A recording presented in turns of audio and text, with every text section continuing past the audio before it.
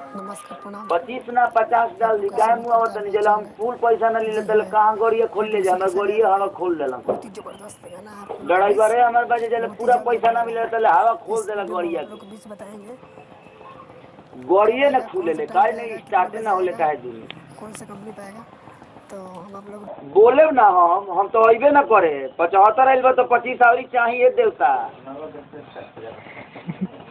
मार साहब से हम कह दिले बनी कि देखी मार साहब बीच में बानी तो वहाँ के घर से ना नु दे एगो तो वहाँ के चलते 30,000 रुपया हम कह देती ना तो 1,30,000 के नीचे खेसारी है हिलत कहाँ बढ़े जे लेकिन वहाँ के चलते 30,000 रुपया कम कर दिले बनी 30,000 के माने नु बा हमनी के आम आदमी सब गरीब परिवार के लड़का हैं सब यही जगह गौलर नहीं हम टाटा में 1,65,000 रुपये में व्यवहार पर गौलर नहीं वो हमारे गाँव के लोग टाटा में प्रोग्राम गौलर नहीं 1,65,000 रुपये में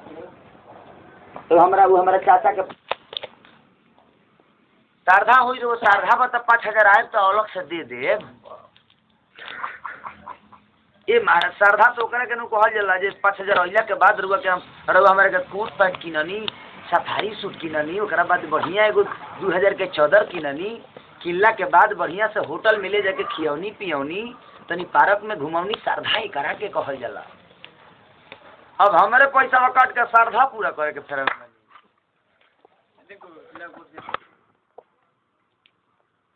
ना तो वो पूछ लिए एक बार फोन करके दी नंबर कॉल के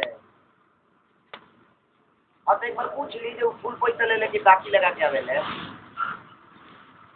गाँव के बगल से बनी हमरा दिल में बनी तो हमारे दिल में रोज एक बार नाव ना ली तो हम सुत नहीं सकते